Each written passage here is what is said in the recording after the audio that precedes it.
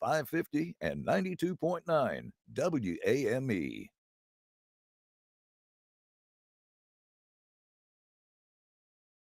Represent the views, opinions, or endorsements of Signal Hill Media Partners, its affiliate stations, or its advertisers.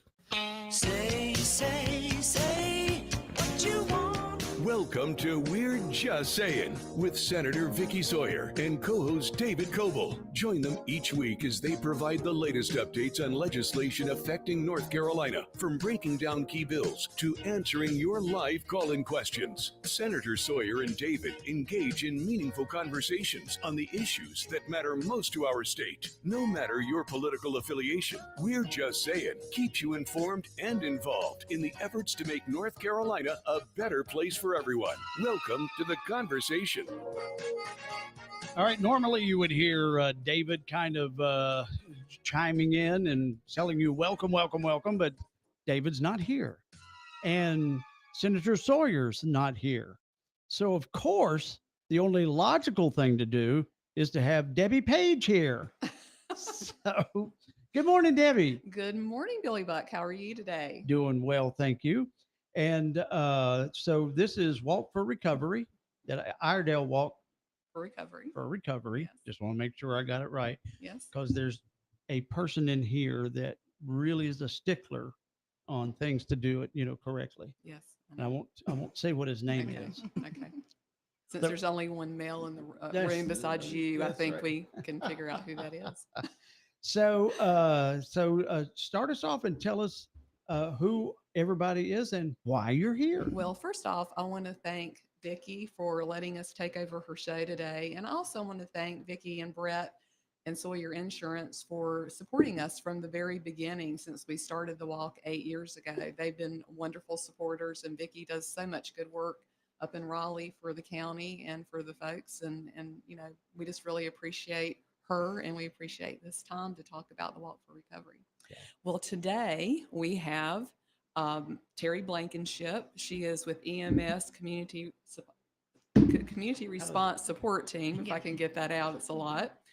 We have Kristen Blumenstein, who is the Executive Director of the Drug Alcohol Coalition of Iredell. And we have Jerry Campbell, who's with Partners. And we're all going to be here today to talk about a few different things. We're going to start off with some stuff that's going on in Iredell County, some statistics, the things that are being seen in Iredell County. And then Kristen's going to talk about the Drug Alcohol Coalition for a while. Terry's going to talk about her work directly on the streets with alcohol and addiction and community health. And then Jerry and I are going to talk about the Walk for Recovery. And the Walk for Recovery is coming up on Saturday, September 27th. We're having it at South Iredell High School at the Performing Arts Center. So it's going to be nice and air conditioned. Yes. Yeah, don't have to worry about rain or anything. And we've got just a ton of great activities for the whole family. We have touch a truck stuff going on outside. We have free food going on outside. And treats. And then we have a lot of vendors. We have face painters and magicians and balloon artists and arts and crafts and photo booth and all this kind of crazy stuff to do. But the most important thing we have going on is 3 recovery speakers who are going to talk about how recovery has given them a second chance at life, which is what we're really all about this event. That's absolutely fantastic. And it is a great event. And it's been going on for how long now? 8 years. Has it been 8? 8. This is our 8th year. Wow. How about that? And it really is it's a great time to find out more and to meet people who you may have something in common with. Well, there's we have 30, how many, Kristen, 30 something vendors? Oh, yeah.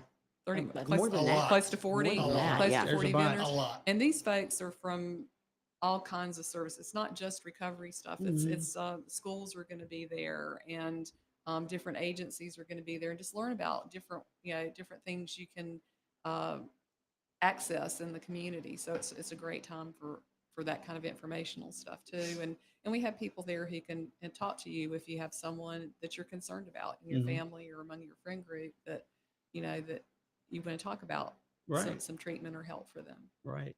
And if you want to, if you've got that in front of you, or you can read it off of Jerry's back, all the different sponsors you have. So Oh, we it's have it's a always good to say hello to the Yes, sponsors. yes, we have a bunch of sponsors. And again, a lot of these folks have been with us since the beginning. We have ARMS, the Drug Alcohol Coalition of Iredell, Foundation of Hope Ministries, ICGH Statesville, Iredell Statesville Schools, NAMI, Partners Iredell Community Collaborative, Piedmont Healthcare, PQA, and Southern Family Medicine as our platinum sponsors. Our gold sponsors are CareSource, Fifth Street Ministries, Food Lion, and Iredell Free News. The silver sponsors are Duke Health Lake Norman, Mitchell Community College, Mooresville Graded School District, and Restoration Road Ministries. And bronze sponsors are Children's Hope Alliance, Foundry House, Iredell Health System, Sawyer Insurance, and Turning Point. And we're so glad to have all of our health systems, and these other resources so involved in this because, it is a community effort to help combat the scourge of Yeah. illicit drugs and the things that are in our community and our youth are so susceptible to, unfortunately. So there's so many things that can be addicted to. Uh, other Chocolate. than that's one of it. And That's I'm sure mine. there's a chocolate anonymous somewhere. Yeah. But I wonder about now. I know this is for, and I don't want to go wandering off to the left or right, which I do make a turn sometime. But I wonder about our kids these days, and there is that peer pressure, I guess, with alcohol and drugs and stuff. Vaping is huge. And then I wonder about, or if it's still a problem about being online so much and being exposed to all of that that's online. I'm actually in school right now, and that actually is a subject we're talking about is screen times for parents and adolescents and the impact that has and what you're exposed to. So, and especially if you're looking at later on in the evenings, the things that are coming online, screen times, and it absolutely has huge impact on the thinking and the mindset and the choices that our youth are making. And I think something that gets lost sometimes, and this is part of our study, is parents and what you're doing. And you staying up late at night, well, you're teaching your kids what to do, and they're going to mimic your behavior. So I think when it comes to screen time as well as substances, what we do, our kids are going to mimic, and they're going to look at, and that includes alcohol. So if if you have alcohol in the house, take steps to make sure it's secure from your kids. Be a responsible person if you are drinking or any substance. And like I said, that screen time piece does matter because you see it everywhere in social media. People doing things they don't even think about. And that includes the adults that have such an influence and impact on our youth.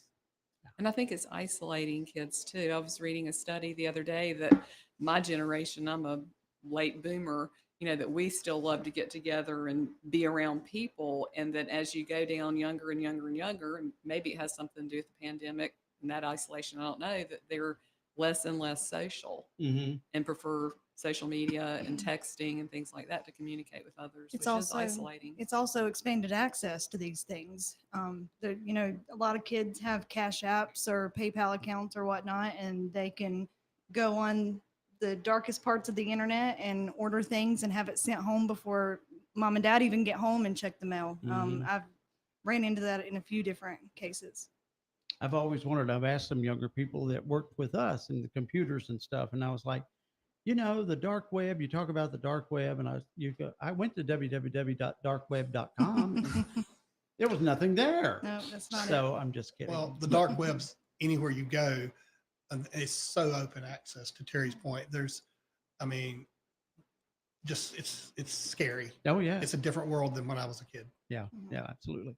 Well, you were talking about that a second ago. We had, and she doesn't mind me talking about, but she has two smaller kids. They're in elementary school, and she and her husband, they're both together, and they try to bring them up right. They don't drink, they don't have alcohol at the house, and neither one of them smoke or anything like that. But Granny smokes and Grandpa smokes. And so they were talking, they were up at one of our Western Carolina, uh, places to go to see, Cherokee or whatever. And so they were inside, and Granny had to step outside to smoke. And the little one wanted to say, "Well, I want to go with Granny. I want to go with Granny. Why can't I?" And I didn't agree with what she did, but it was a thought. At these places like Cracker Barrel or Cherokee or Gatlinburg or whatever, they still sell the candy cigarettes. You remember those candy cigarettes? Mm-hmm. Say, here, you can pretend like you're smoking. And I said, I don't I don't know that that was the exact right thing to do, but it kept the kids together with grandma. Oh, goodness. Well, Kristen, talk to us about what's going on with vaping in Iredell County. I mean, it is the number one. It is the number one substance that is used by kids. We're starting to see a lot more of it. It was nicotine, but now we're starting to see it shift a lot more to the marijuana. Oh, really? Yeah. In the vape? Yeah. Really? These CBD products and stuff. Yeah. So it's we were just talking about it yesterday. It's kind of so I think it was effective July the 31st. Everything that was not regulated by the FDA as far as vape products went Mhm. had to be off the shelves starting August 1st. But we're still in the wild, wild west of these cannabinoid products and, psilocybin or, what people would call is like magic mushrooms. We're seeing those products on the shelves. They're not regulated either. Right. So when you buy them, you have no idea, how clean or dirty the lab they were made in was, what other kind of products, residual The potency. materials might be in there. Yeah, the potency, it doesn't have to be what it says on the packaging. You can buy the exact same product from the exact same manufacturer, and it can be a different level of potency every time you purchase it. So yeah, it's really unregulated. It's hard to believe that it is, though. I wish Debbie Sawyer, Debbie Sawyer. I wish Vickie Sawyer was here so she could answer those legal questions. But you're right about that, and there must be something to it because around every corner or intersection is a vaping store, is a vape store, and tobacco, or tobacco and vape, or whatever it is, and you're just like, you really need that many of those stores around? And they're 24 hours a day, and they're lit up like a Christmas tree, and I just haven't figured it out yet, I guess. Well, the interesting thing is some communities they've gotten together and decided that we want to put a cap on how many of those stores are allowed in our county, or, little ordinances and things like that. You can do things to kind of try to curb that. And there are communities that have done that. I participated in a scan through Docky last year. Wasn't it last year we did that? Yeah, and I was shocked because when you go into a convenience store to pay for your gas or whatever, you don't really pay attention to everything. And this made me pay attention to it. And we really saw how the vape products and tobacco products were put at a child's level. Oh, really? And had, they were colorful and they were attractive, and attract interest to a short person. What do you mean by that? That was really eye opening for me when I helped participate in that scan last year. I didn't think about that, but you're right. And again, I'm taking a turn, but it's like you go to the grocery store and all the sugary cereals are at eye level for kids. Mhm. I want Fruit Loops and Sugar Pops and whatever else it is. Yes, we've had many struggles in the cereal aisle over the years with my kids.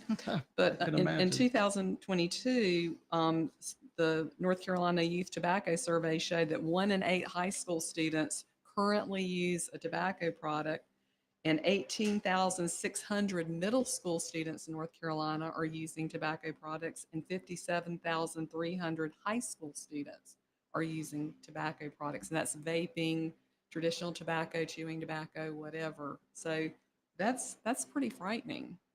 That's crazy. And used to, I asked, we would talk to other folks.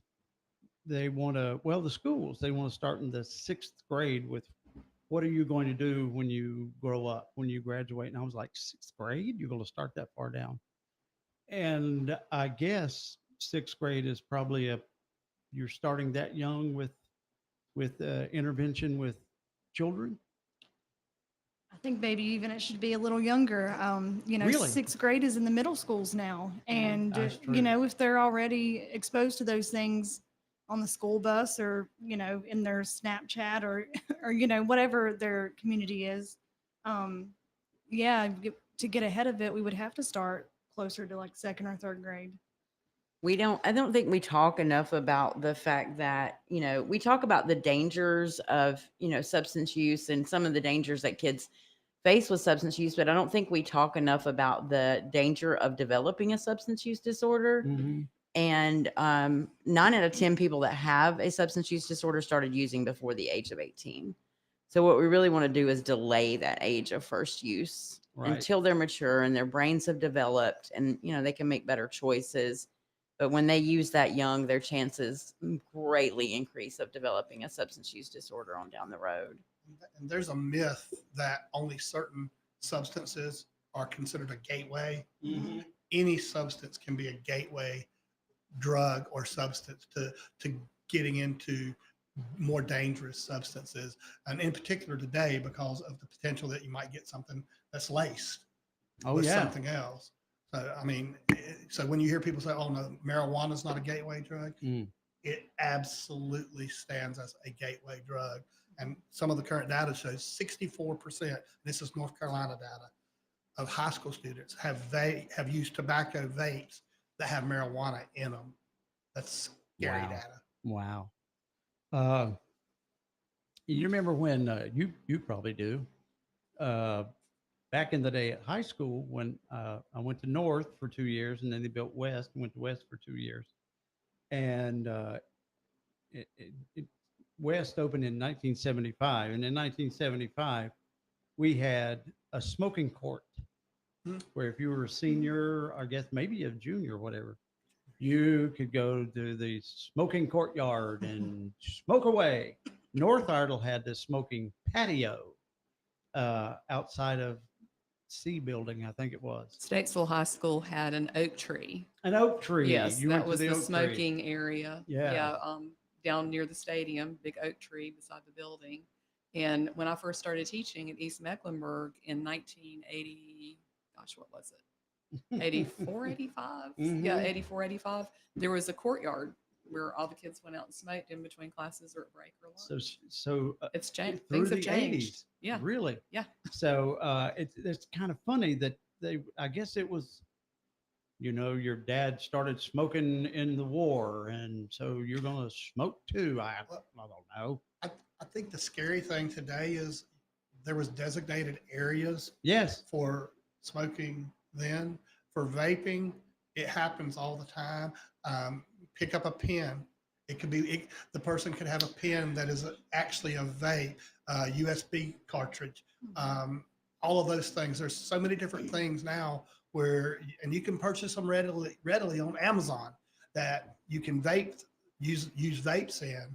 And so it's the teachers have a much more difficult time for pinpointing who's doing things because it's not like smoking in the boys' room, so to speak. Right. In the past, it's happening as the kid walking. The kid can literally go and be vaping as they pretend to cough and stick their pen up to their mouth, and it actually it's very different than in the past. And I mean, I could walk right by it in the classroom when I taught and not know because it might look like a chapstick or a pen or a USB or, like they said, anything, and you don't realize that it's a vape.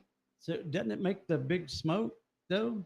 I guess There's ways they get around that. Oh, is there? Oh, okay. Yeah. Should have We known. won't give those secrets away on Okay, very good. Very on the good. radio station, but yeah, they get around that. It always just cracked me up. There's a workaround. The car goes down the road and it's like Tweetsy Railroad going by. It's all the stuff coming out of the window. And I'm just like, oh my God, that's just nuts. So, So obviously, tobacco, vaping, those things are still very much an issue, or maybe the biggest issue. Would you say it's bigger issue than alcohol for kids? Mm, I mean, according to the most recent data that we have self-reported from Iredell County youth in the schools, alcohol would be the number 2. Really? Mm-hmm. Yep, underage drinking would be number 2 in Iredell County. And are we talking like beer alcohol, or are we talking the hard stuff alcohol?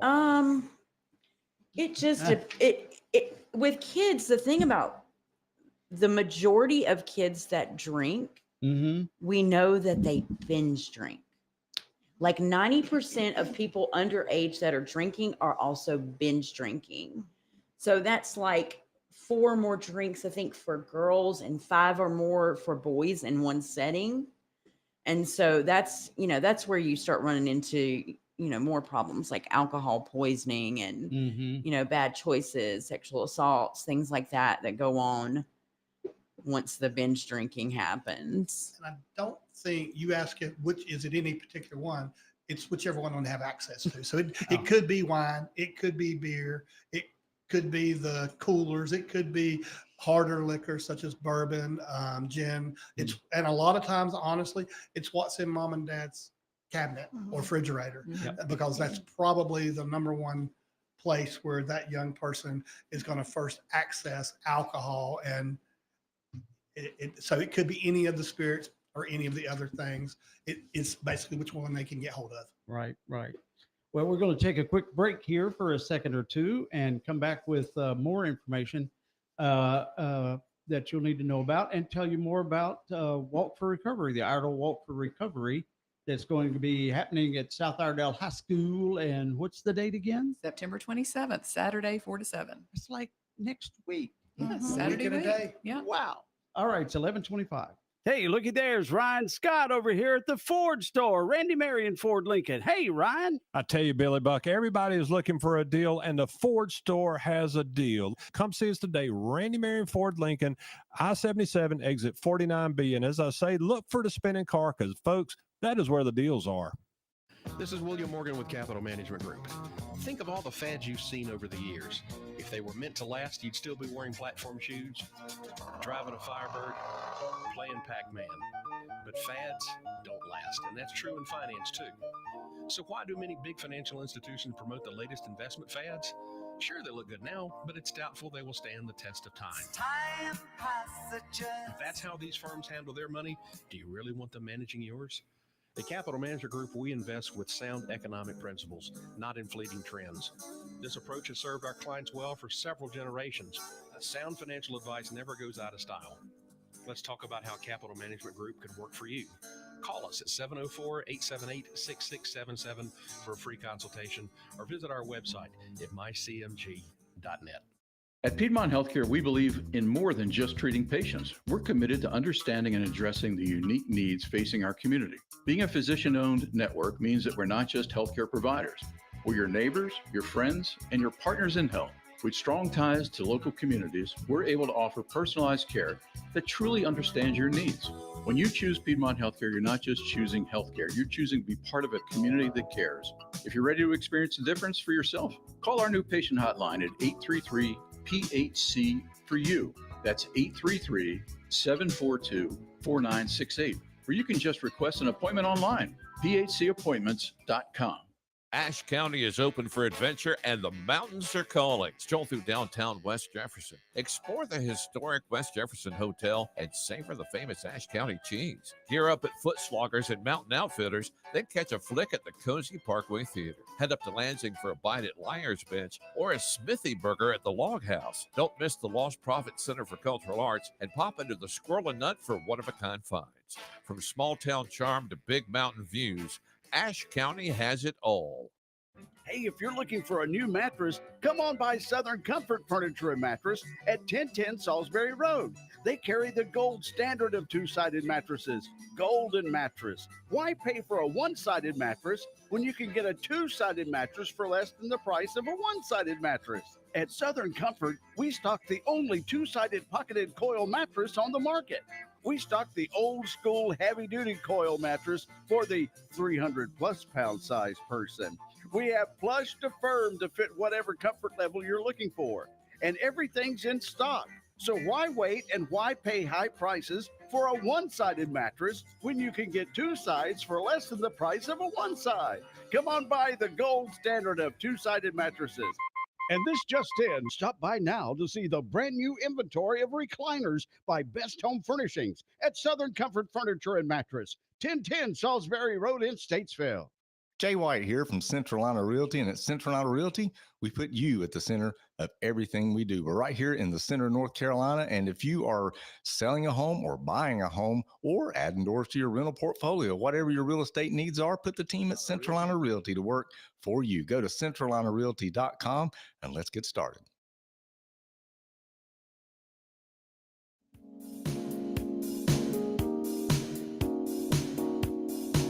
All right. Good morning. It is 29 minutes after 11 o'clock, and normally we would have Senator Sawyer on, but she has graciously donated her time today to the folks from the 8th Annual Iredell Walk for Recovery to celebrate National Recovery Month. And Debbie Page is over here. She's a worldwide reporter. You can read her stories on the interwebs and everywhere else, I guess. I don't know where that is. And it's been my honor to cover the Drug Alcohol Coalition and all its itinerations since I started working for Iredell Free News in 2016. But it actually predated my starting to work for the newspaper. So, Kristen, could you tell me a little bit about what DACI is, what its history is, what it does, who's in it, where it's going? Well, in 2009, I'm sure this name will be familiar to a lot of folks. Dr. Gary West, they held an Iredell advocacy luncheon at Fifth Street Ministries. There were 75 plus people that attended there. And also Fred Brazen who developed the Project Lazarus in Wilkes County spoke at that meeting. And that was kind of the coalition's beginning point from there. Then on to 2012, they held a community forum, and the purpose of the coalition then was prescription drug misuse and overdose deaths in Iredell County. And from that, the first medication drop boxes were developed, and then from there, in 2013, they received their first grant from Project Lazarus, and picked up some momentum, got some more funding. And by 2017, they hired their first full-time coordinator, and that was Sandy Tabor Gray, who's now at the Christian Mission in Mooresville. And then the coalition then got its nonprofit status and officially became the Drug Alcohol Coalition of Iredell in 2018. And so, yeah, here we are today. We do anywhere on the whole continuum of care for substance use. So you're looking at prevention, harm reduction, treatment, and recovery. And we touch a little bit in all those areas. As far as primary prevention, the two main initiatives that we've got going on right now, one is Lock Your. So that is, we're giving out free medication lock boxes and medication disposal kits to make sure that medications are not getting in the wrong hands. We know that nearly half of the kids that report misusing prescription drugs reported getting them at home. Really? Yeah, they didn't get them on the street. They got them from a parent or grandparent's medicine cabinet. So we just want to make sure that everybody is locking their meds up, and we give all the resources that we give out as a coalition are completely free. We do not charge for anything that we distribute in the community. And to mention too, though, we have over 84 partner organizations that we work with that we distribute these things to as well. But if you're just a community member and just an individual that wants one lockbox, we're happy to give those out, to the community members. Our second prevention initiative right now is to Talk It Up, Lock It Up. campaign, and that is to do with underage drinking. And there's two components to that. One is, talking to your kids about drinking, not being afraid to have those conversations. Like we were saying earlier, that's the younger, the better. You want to tailor those conversations differently depending on the age. And we have resources for how to start those conversations and age appropriate conversations. Yes. And we also provide free alcohol locks for caregivers, parents in the community, so that if they do have alcohol in the home, they can lock it up. And again, those are free. Moving on to the treatment piece of it. No, excuse me, I skipped harm reduction. So we do Narcan distribution, naloxone, which is, used to reverse an opioid overdose. And we also do trainings on how to recognize the signs of an opioid overdose and how to administer Narcan. I just trained 28 people out at the Cove. So that makes our number now 428 people that we've trained on how to use Narcan. Wow. Yeah. So there's that. And then as far as the treatment piece, we do publish a substance use resource guide. So that gives all the resources in the Iredell County area, Statesville and Mooresville, from crisis to inpatient, outpatient, medication assisted treatment, 12-step meetings, support groups, Al-Anons, and even tobacco and vaping cessation resources. So they're all covered in the resource guide. Again, that's free. And then as far as the recovery piece, we participate in events like this and get the word out there in the community that, recovery does happen and it is real. And there are so many people in the community that are willing to support you on your path to recovery and resources. And that resource guide is available on the Drug Alcohol Coalition of Iredell website in a digital form. So anybody can access that anytime. Yeah. And it's a living document. We update it as somebody contacts me and says, hey, I want to go in your resource guide. I'll put them in there. Kristen, I wanted to ask if someone in the audience is listening and they want to know if maybe they are someone at Doosan or working in the community and they want to be involved with the Drug Alcohol Coalition, what role would they play to help support the efforts of Drug Alcohol Coalition in Iredell? What are different ways you could help them? I would say, well, two things. Everybody in the community is affected by these issues, and for $1 spent in prevention, you save anywhere from $2 to $20 on down the road in treatment, healthcare, and criminal justice. Wow. So your businesses are affected by these issues, whether it's touching them personally or not. It's affecting them financially. Two, we could use the financial support of businesses always. We are mostly a grant funded organization now, but we know that grants run out and we need ways to be sustainable and keep being able to hand out lock boxes for free and alcohol locks for free. So we could definitely use the financial support of businesses in the community to keep these initiatives going on down the road. Would you be willing to go to a company and do Narcan trainings and do things for absolutely. employees, Yeah. teach them about talk it up, lock it up, and those kind of things? Absolutely. So that would be a great wellness kind of thing for activity for employers to use at their businesses. And I'd also like to say, if there's people listening that want to be a part of the coalition, they meet the third Monday of every month at the North Carolina Agricultural Center on Bristol Drive at 12 p.m. Provide lunch, and you can be a part of it that way as well if you want to be active in the coalition. But I would love to have Drug Alcohol Coalition connect to the businesses and offer Narcan training and opportunities such as that, because that kind of segues into what Terry's going to be talking about, what she's seeing. Shockingly, it's anyone in the community that is touched by substances. That's right. And before you get there, though, but I think you were talking the other day, you can, some drugstores even have like the Narcan things on the, like where you check out. Yeah. Really? Yeah, it's over the counter now. As of 2023, it's over the counter. They issued a Two standing versions. order from North Carolina that anyone can purchase Narcan.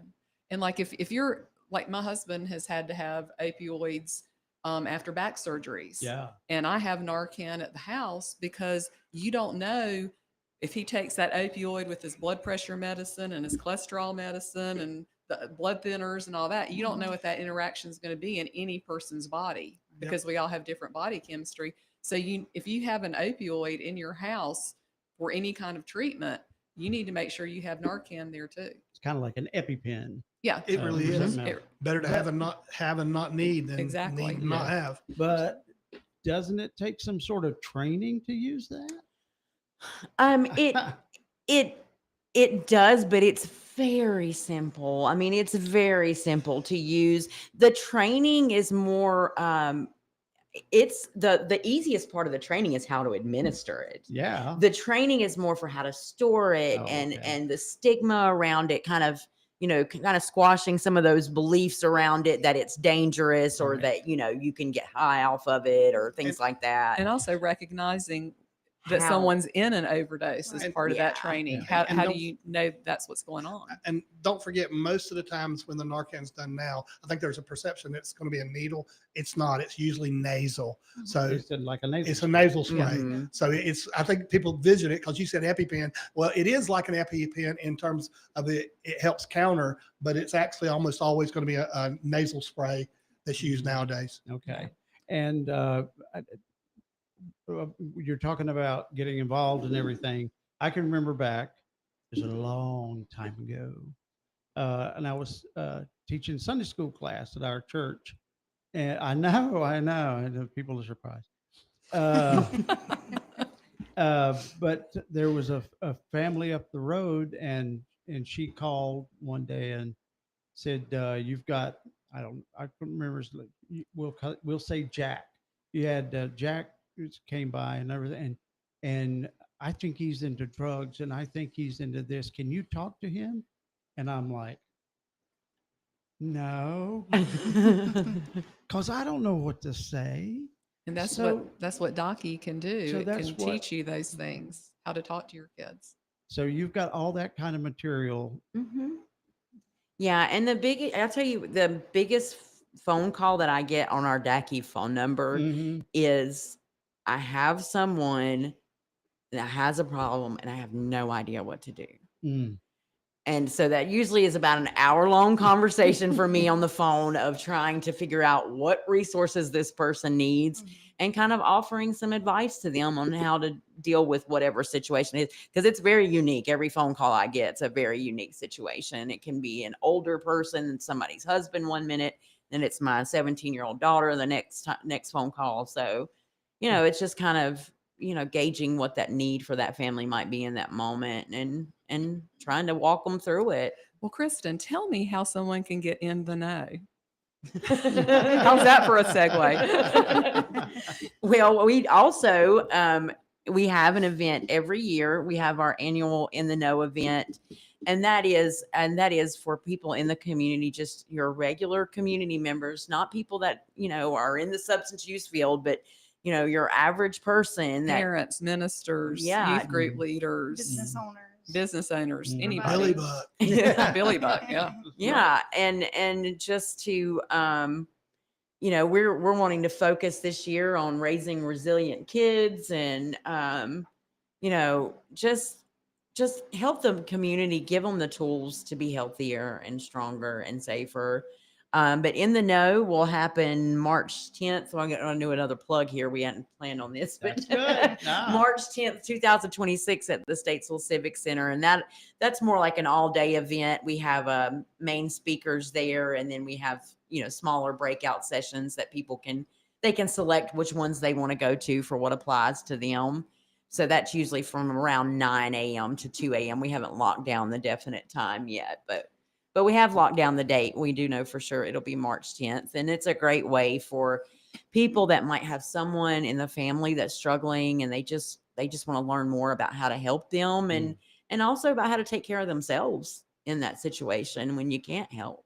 All right. I'd recommend following DACI on Facebook just to see the updates and, upcoming events, see what time that's going to be, sign up for the event. Yeah, we'll definitely have all that posted. It'll be on social media. Eventbrite too. Yeah. Well, Terry, tell us about what you do with the Community Response Support Team. So I'm a peer support specialist, and there are 3 of us that are full-time on the team. That means that we have a personal lived experience with drug and alcohol addiction. And now we work in the community to help people who are currently struggling, or maybe they want resources or help. We've been doing this since 2019, and it's crazy to look back to see how many people are living like healthy, self-directed, independent, productive lives, healthy lives today that were once, a lost cause to somebody else.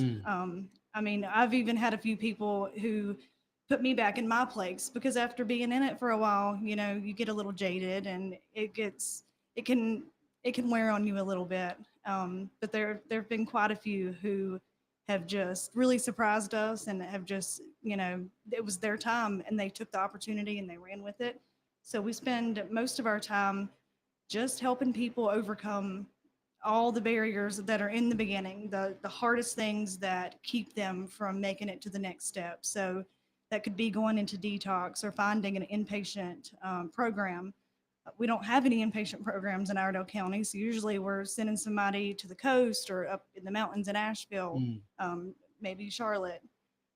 Transportation is a huge one, helping people just get where they need to go. There's a lot of people who would accept help or they would get a job if they could just get there every day.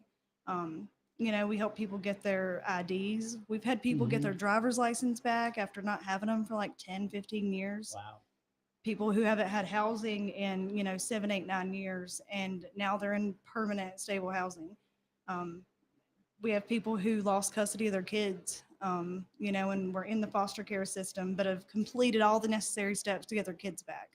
That's what recovery is all about, and that's what this walk is about, to bring light to it, that it is possible. There are resources out there. There's tons of people out here who want to help. You don't have to have health insurance. You don't have to have money. You just have to have a willing spirit. So how did these folks get connected with you? I understand that sometimes you follow up after there is an incident, an emergency call. Okay. They can also reach out to us directly. We're over off Bristol Drive at the Public Safety Center. You can just, come and talk to us. You can call. There's a few different phone numbers. I would recommend just Googling Iredell County EMS Community Response Support Team, and you'll find a few different phone numbers of the peer support specialist and their office numbers. I say to do that to make sure that you're able to reach someone. You don't necessarily want to call 911. Never call 911 to get a hold of Okay, us. all right, We very have good. people who do that sometimes. Yeah. We ask not to do that. So you follow up with people who have had an overdose or an alcohol related Right. issue, offer them resources and help meet them where they are. Exactly. And, when But they're we also- ready, you're there to help them. Exactly. But we don't turn anyone away. So even if they haven't been through, a 911 incident, they could still reach out to us. We're still willing to help. There's just a ton of resources out there that are available. Y'all are also active with the homeless community, I think. and Very assisting active them. with Yes. the homeless community. On the board of Fifth Street Ministries, and we do a lot of work with them, along with Restoration Road Ministries, to go out into the campsites where people live in tents or like makeshift campsites. And again, we've had dozens over the past year or two. I would say more than just a couple dozen who were considered chronically homeless, heavy substance use and alcohol issues, who are living, healthy lives today in a stable home and are recovering well. Now, you also can connect people to mental health resources. We as can, well. and we work alongside our community paramedics to Mhm. provide as much as we can when it comes to mental health. And I understand they also, the paramedics also go in and help people, older folks They with their do. medication, making their home safer. Absolutely. Our community paramedics are amazing and have been just a godsend for our community to help with chronic illness, medication management, just being connected to primary care, helping to understand the different appointments and medications that they have, helping to communicate and, proper medication storage. And, together we work on a lot of cases together because just as it happens, a lot of people who have substance use issues have some, chronic illnesses too, and vice versa. A lot of people who have had chronic illnesses develop a substance use issue because of it. So, we just work together on those situations and do whatever we can in the community to help people live, a healthy, productive life as best as they can. So what are you seeing? You're on the street, boots on the ground. What are you seeing in Iredell County with substance uses of all sorts? So it changes all the time. It's drastically different today than it was in, say, 2020. I would say the majority of, overdoses as we think of it, true opioid overdoses, are people who don't typically use opioids. It's people who took a Xanax, or they thought it was a Xanax, but it's a combination of other drugs in it. They thought that they took maybe a pain pill, a Percocet, something that, I would have thought was harmless, 15 years ago, but it didn't come from the pharmacy. It was a pressed, contaminated pill. Or, people who think that they're using cocaine and there's fentanyl in it, and they're the ones experiencing an opioid overdose. So, that's why us, and as well as DACI, does a lot of work in the community to promote having Narcan available. And just like you mentioned earlier, Narcan isn't just to have just in case of the people who are misusing or abusing opioids. There's a lot of people who accidentally overdose, whether it's a child Just like or, what she was talking about. your dog could get into your medicine pouch and accidentally, overdose on that. But that's the kind of things that you can learn about in the Narcan trainings too. I was doing some research the other day, and it said in 2023, 7 out of 10 DEA tested fentanyl-laced counterfeit pills had a potentially lethal dose. And you see every day how many thousands and thousands of these counterfeit pills are seized and how many are getting through that aren't. And you sincerely cannot tell the difference of medication that came from CVS or Walgreens versus these pressed pills. Like, sometimes the pressed ones look more legitimate than the real ones. Wow. So there's just no way to know unless you're able to test your drugs. And even then, that's still not going to tell you everything that's in there. That's frightening. So It is. Don't get your pills from like a guy on the street.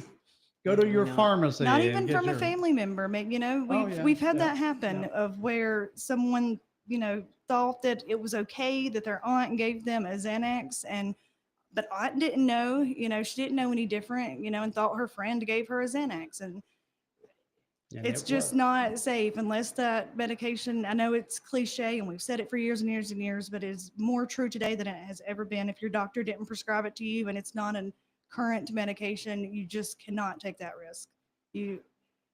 We've had too many people die of these accidental overdoses, and And it only takes one pill. yes, It can be the first time. the first time. Yeah. Wow. Wow. And so many of the pills now are being made to look like candy, Yeah. the counterfeit pills, so they look like Skittles. Yeah. Wow. And have Yeah.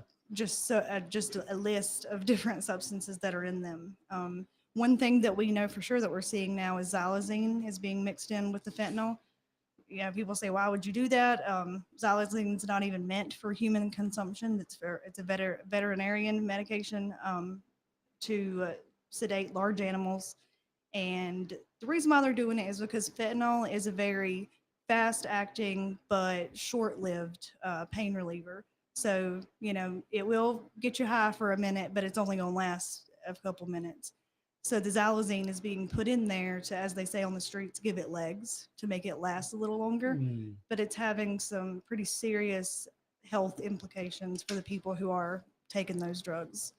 The xylazine is the one that like does the open sores. It and- does. yeah, I've seen that. And those sores Yeah. are really, really difficult to treat. And it's difficult for our providers, even our community paramedics or our hospitals to stay up to date on these things. There just haven't been studies about xylazine in human use and, the different wounds. So it's ever evolving, and, we do our best to stay on top of it to do our part. But yeah, there's a lot of unknown when it comes to this topic. Well, the Iredell Walk for Recovery on September 27th, Saturday, September 27th from 4 to 7, will have a lot of this type of information for parents in the community so that they can understand and recognize these things. The sheriff is going to bring his drug education trailer this year, and that'll be really interesting for It parents is. to walk through to see what they're actually picking up on the streets of Iredell and what to talk to their children about. But there's going to be a lot of resources there to help that out. So Jerry, why don't we talk about the walk for a little bit? We're the OGs, as we say. We've been with it since the beginning. Does that mean old guy? Yeah. It can be whatever you want it to be at this point. Yeah, we've been doing this this is our 8th year, and this started then just a conversation about, well, why don't we do something? And first person I reached out to is Debbie, and then it grew. I reached out with Jeff with Piedmont Health. I think the first year it was like maybe 8 of us. It was, well, actually the first year it was way too many people, and we pulled it down. But the first person was Debbie. Then I pulled in Piedmont Healthcare with Jeff Taylor and said, let's do something for the community.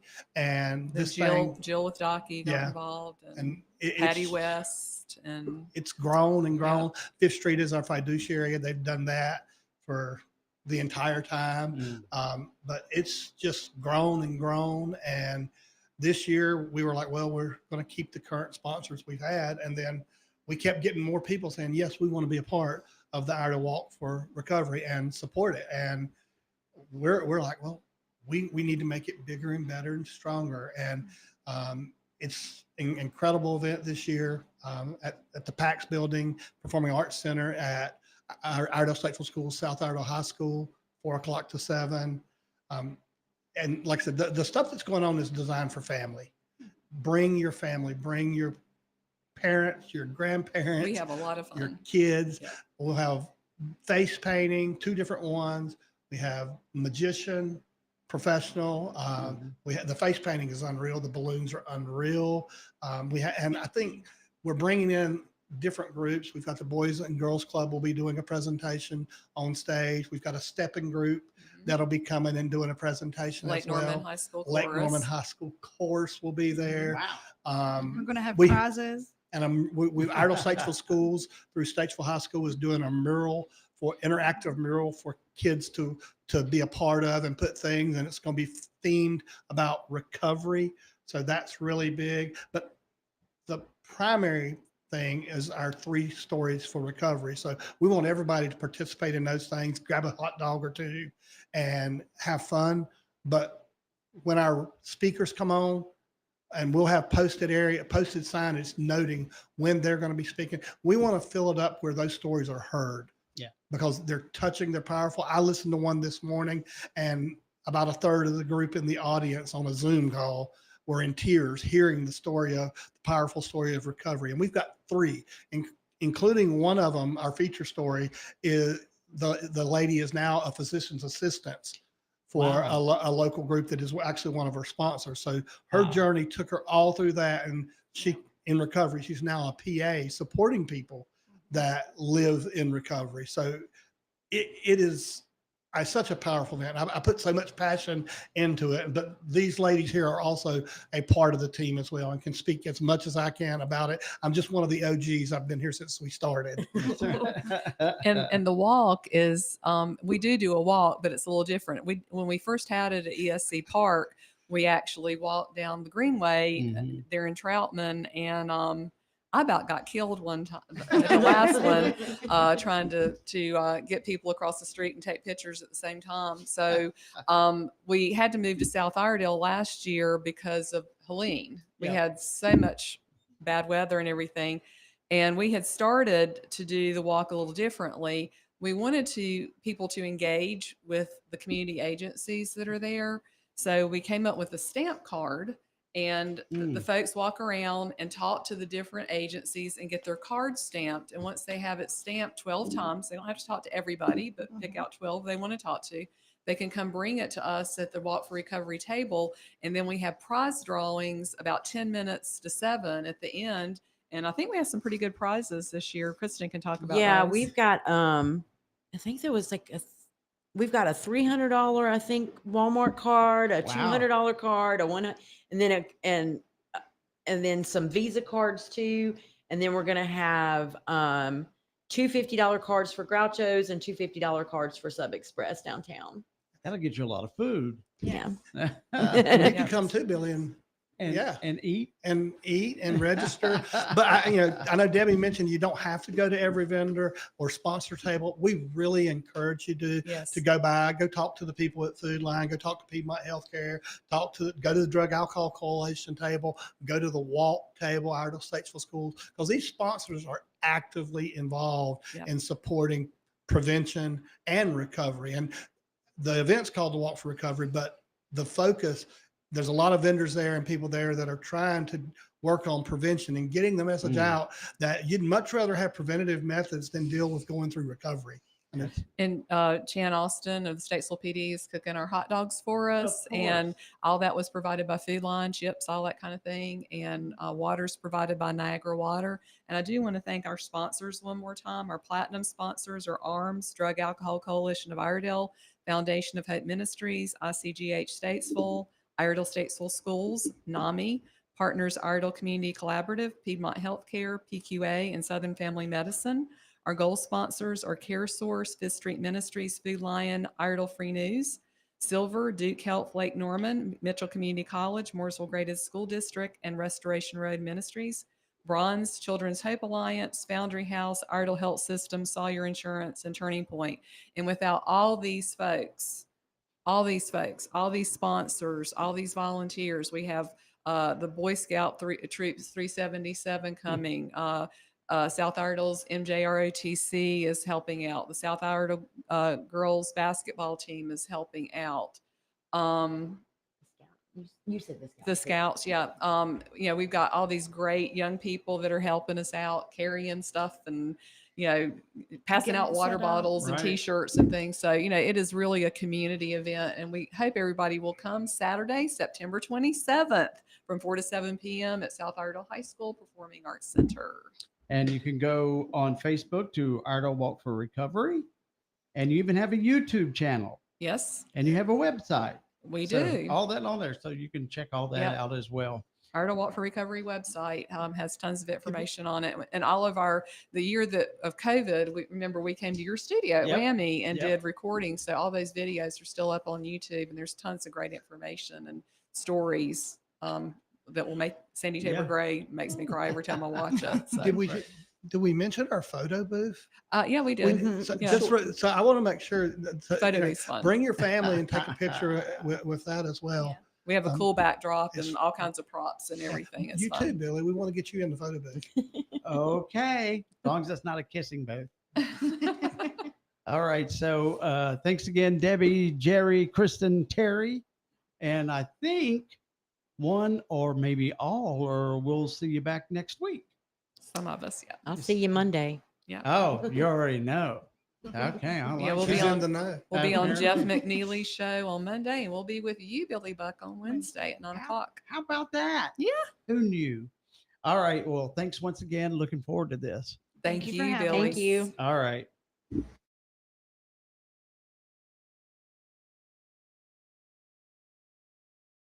Real Country is 550 AM WAME, 92.9 W225BD, Statesville. WAME and Bunch Johnson Funeral Home are proud to present our national anthem, Bunch Johnson, where every detail matters. Call them at 704-873-7223 or stop by their location at 705 Davie Avenue, Statesville for your personalized experience.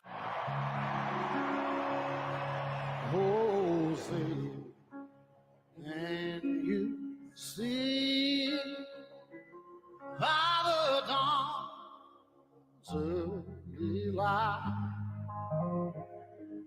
oh, so proudly we hailed at the twilight's last gleaming,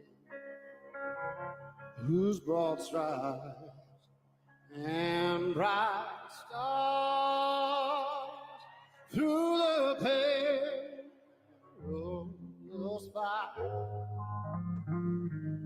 Oh, the rain